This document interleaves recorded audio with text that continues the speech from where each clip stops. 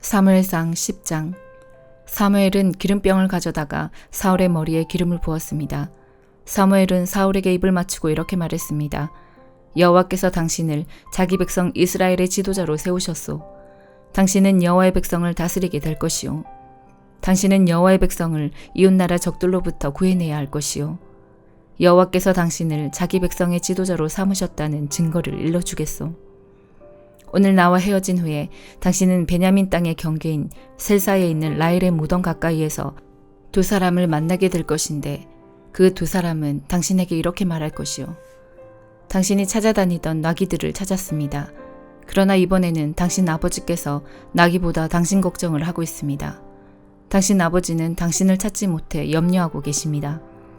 그 후 당신은 계속 가다가 다볼에 있는 큰 나무에 이를 것이요. 그곳에서 베들로 하나님께 예배드리러 가는 세 사람을 만나게 될 것이요. 첫 번째 사람은 염소 새끼 3마리를 끌고 갈 것이고, 두 번째 사람은 빵 3덩이를 가지고 갈 것이며, 세 번째 사람은 포도주가 가득 찬 가죽 부대를 가지고 갈 것이요. 그 사람들은 당신에게 인사를 하고 빵 2덩이를 줄 것이며, 당신은 그것을 받을 것이요. 그리고 나서 당신은 하나님의 산 기브아로 갈 것이요. 그곳에는 블레셋의 진이 있어.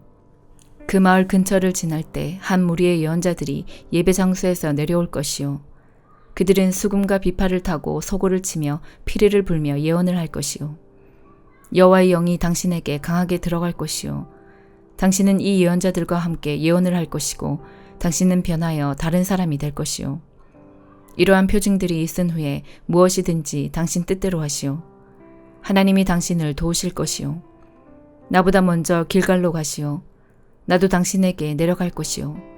그때 나는 태워드리는 제물인 번제물과 화목제물을 바칠 것이요.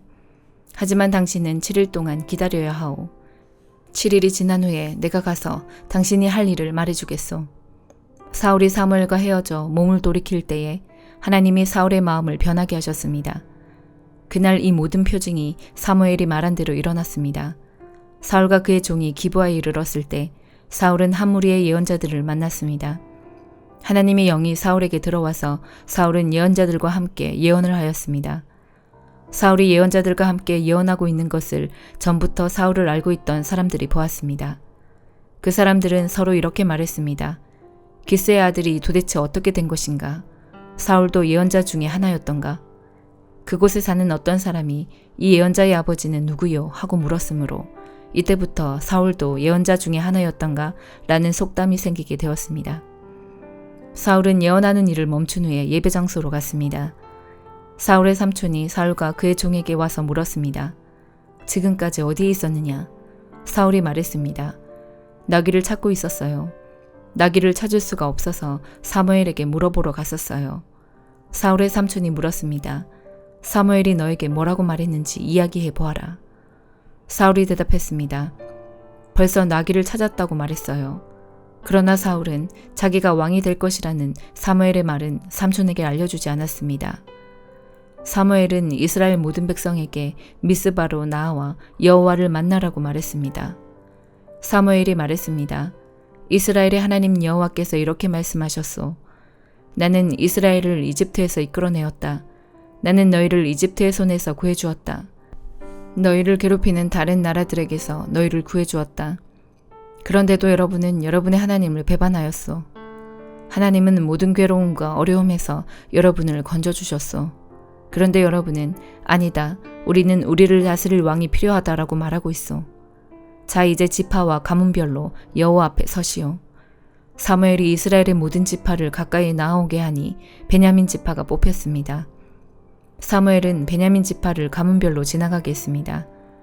그러자 마드리의 가문이 뽑혔습니다. 사무엘은 다시 마드리의 집안 사람을 한 사람씩 지나가게 했습니다. 그러자 기스의 아들 사울이 뽑혔습니다. 사람들이 사울을 찾았을 때 그는 보이지 않았습니다. 그래서 사람들이 여호와께 여쭤보았습니다. 사울이 여기에 와 있습니까? 여호와께서 대답하셨습니다. 그렇다. 사울은 짐꾸러미 뒤에 숨어 있다. 그래서 사람들이 달려가 사울을 데려왔습니다.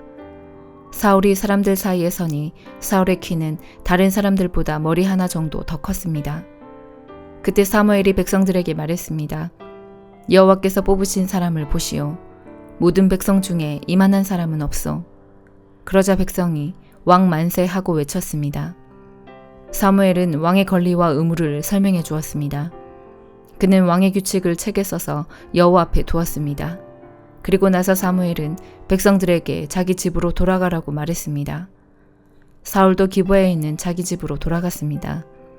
하나님께서 몇몇 용감한 사람들의 마음을 움직이셔서 그 사람들이 사울과 함께 가도록 하셨습니다.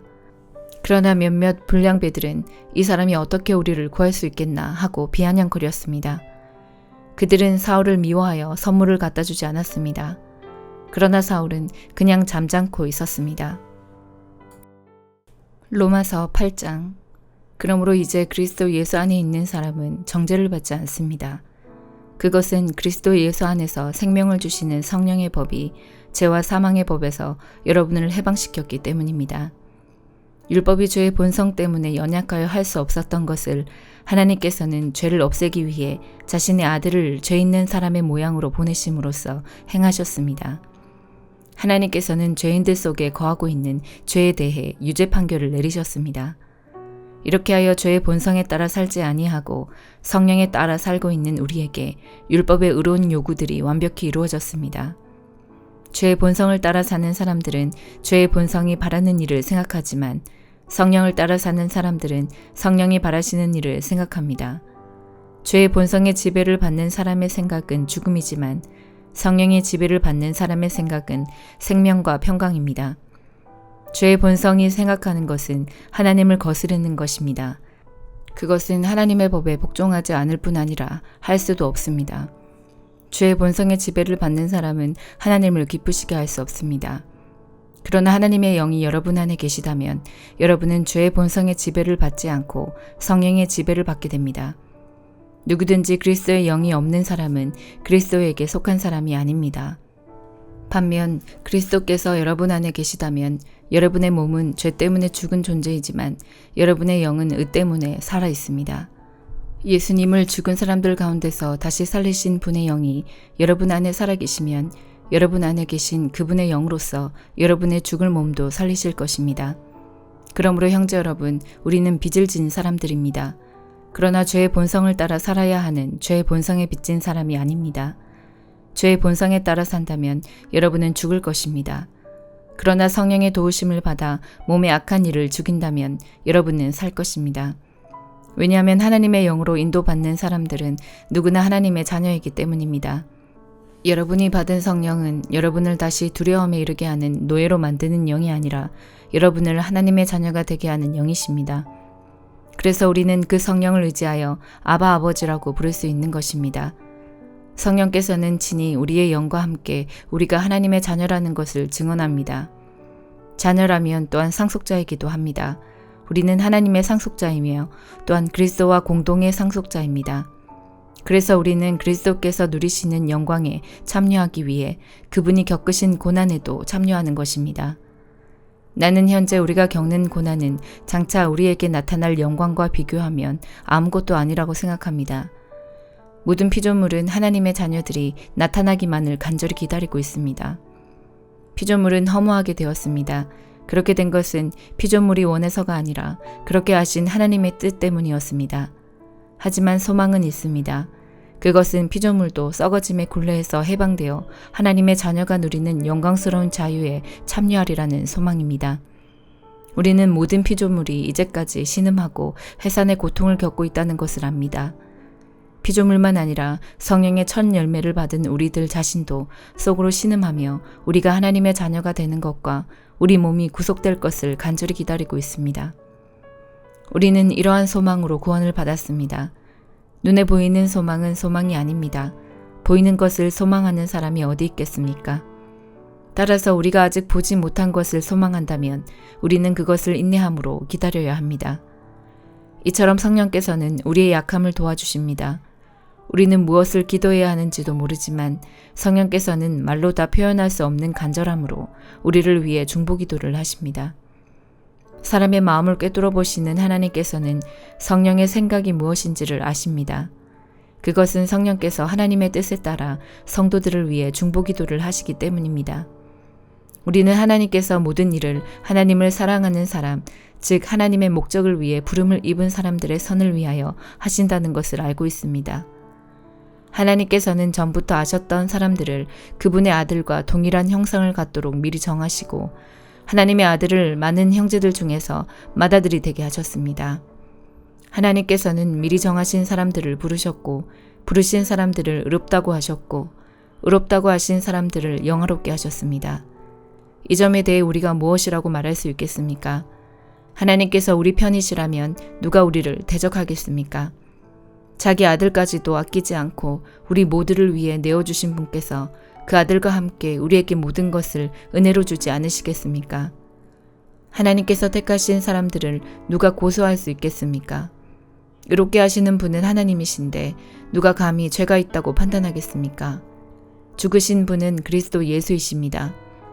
그분은 죽으셨을 뿐만 아니라 다시 살아나 하나님의 오른편에 앉아 계시면서 우리를 위해 중보기도를 하고 계십니다.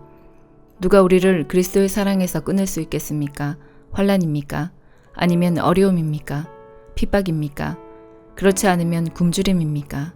헐벗음입니까? 위험입니까? 아니면 칼입니까? 성경에 기록된 것처럼 우리는 하루 종일 주님을 위해 죽음에 직면하고 있습니다. 우리는 도살당할 양과 같은 대접을 받았습니다. 그러나 우리는 우리를 사랑하신 하나님을 힘입어 이 모든 것을 이기고도 남습니다. 나는 확신합니다. 죽음이나 생명이나 천사들이나 하늘의 권세자들이나 현재일이나 장래일이나 어떤 힘이나 가장 높은 것이나 깊은 것이나 그 밖에 어떤 피조물이라도 우리를 우리 주 그리스도 예수 안에 있는 하나님의 사랑에서 끊을 수 없습니다. 예레미야 47장. 이것은 이집트 군대가 가사성을 치기 전에 여호와께서 블레셋 백성에 대해 예언자 예레미야에게 하신 말씀입니다. 여호와께서 이렇게 말씀하셨다. 보아라, 불어오른 물처럼 북쪽에서부터 적군이 몰려온다. 넘쳐 흐르는 시내처럼 밀려든다. 홍수처럼 땅과 땅 위에 있는 모든 것을 뒤덮을 것이며 마을과 그 주민을 덮칠 것이다. 사람들이 도와달라고 소리치고 그 땅의 모든 주민이 울부짖을 것이다. 요란한 말발굽 소리가 들려온다. 전차들이 내는 요란한 소리, 바퀴가 덜컹거리는 소리가 들려온다. 아버지들은 맥이 빠져서 자녀들을 돌볼 힘도 없다. 블레셋 사람들을 멸망시킬 날이 왔다. 두로와 시돈에서 지원하러 오는 모든 군대를 멸망시킬 날이 왔다. 여호와께서 곧 블레셋 사람들과 갑돌 섬에 남아있는 사람들을 멸망시키실 것이다. 가사 사람은 슬퍼하며 머리를 삭발하고 아슬글로온 사람은 잠잠해질 것이다. 골짜기에 있는 살아남은 사람들아, 너희가 언제까지 너의 몸에 상처를 내려느냐? 너희가 외치기를 오호라 여호와의 칼아 언제 잠잠해지려느냐? 네 칼집으로 돌아가라. 잠잠하여라. 가만히 있어라 한다. 그러나 여호와께서 명령하셨으니 어떻게 여호와의 칼이 잠잠할 수 있겠느냐? 여호와께서 그 칼에게 명령하여 아스글론과 바닷가를 치게 하셨다. 시편 23편. 여호와는 나의 목자시니 내게 부족함이 없습니다. 그가 나를 푸른 풀밭에서 쉬게 하십니다. 여호와는 나를 잔잔한 물가로 이끌어 쉬게 하시며 나에게 새 힘을 주십니다. 자신의 이름을 위하여 주님은 나를 의로운 길로 인도하십니다. 내가 음산한 죽음의 골짜기를 지나가게 된다 하더라도 나는 겁나지 않습니다. 그것은 주님께서 나와 함께 계시기 때문입니다. 주님의 막대기와 지팡이가 나를 든든하게 보호해 줍니다. 주님께서 원수들이 보는 앞에서 내게 식탁을 차려주십니다. 그리고 주님께서 내 머리 위에 향기로운 기름을 바르시며 내 잔이 넘치도록 가득 채워주십니다. 여호와의 선하심과 사랑하심이 내가 죽는 날까지 나와 함께 하실 것이 틀림없습니다. 이제 나는 여호와의 집에서 영원히 살 것입니다. 시편 24편. 땅과 그 안에 있는 모든 것이 여호와의 것입니다. 세상과 그 안에 사는 모든 것이 여호와의 것입니다. 왜냐하면 여호와께서 바다 위에 땅을 세우셨고 물들 위에 그 터를 마련하셨기 때문입니다. 누가 여호와의 산에 오를 수 있습니까? 누가 그 거룩한 곳에 설 수 있습니까? 깨끗한 손과 때묻지 않은 마음을 가진 사람들, 헛된 것에 마음을 쏟지 않는 사람들, 거짓으로 맹세하지 않는 사람들입니다. 그들은 여호와께 복을 받게 될 사람들이며 그들의 구원자이신 하나님께 옳다고 인정받은 사람들입니다. 오 야곱의 하나님이시여, 그들은 하나님을 따르고 하나님의 얼굴을 찾는 사람들입니다. 셀라. 오 너희 문들아 머리를 들어라. 오 너희 영원한 문들아 활짝 열려라. 영광의 왕께서 들어가시려 한다. 누가 영광의 왕이신가? 힘세고 용맹스런 여호와이시다. 전쟁에 능한 여호와이시다. 오 너희 문들아 머리를 들어라. 오 너희 영원한 문들아 활짝 열려라. 영광의 왕께서 들어가시려 한다. 누가 영광의 왕이신가? 하늘 군대를 다스리시는 여호와 그분이 영광의 왕이시다. 셀라.